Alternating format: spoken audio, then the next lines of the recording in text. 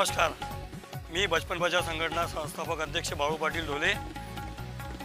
आज आपल्या समोर येण्याचं कारण हे आहे की रामसेतू पूल जो आहे हा नागरिकांची गैरसोय टाळावी, नागरिकांना चांगला प्रवास व्हावा आणि वाहतुकीत अडथळा होऊ नये या दृष्टिकोनातून स्वर्गीय गोवर्धनजी शर्मा हे अकोला पश्चिमचे जे आमदार होते यांनी हा पूल नागरिकांसाठी उपलब्ध करून दिला।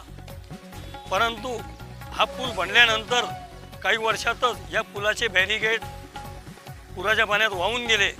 त्यानंतर मागील वर्षभरात या पुलाची देखभाल ना महानगरपालिका प्रशासनाने केली ना जिल्हाधिकारी साहेबांनी लक्ष दिलं।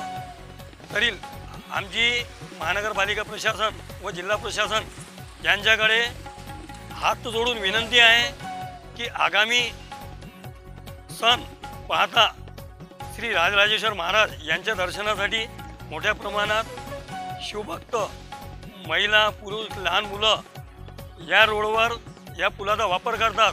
तरी राजराजेश्वर मंदिराकडे जाण्यासाठी हा पर्यायी एकमेव नागरिकांसाठी पूल असल्यामुळे या पुलावर लवकरात लवकर जिल्हा प्रशासनाने कडडे बसवावे, बॅरिकेड बसवावे, अन्यथा हा पूल नागरिकांसाठी वाहतुकीसाठी बंद करण्यात यावा।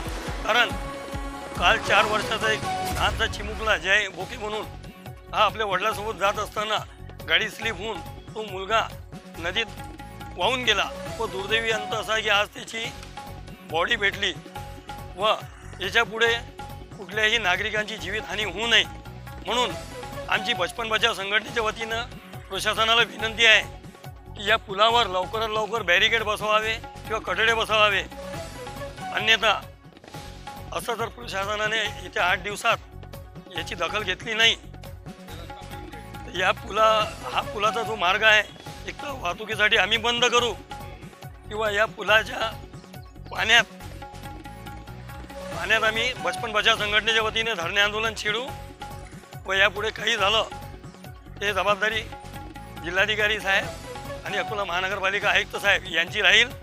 जय हिंद, जय महाराष्ट्र।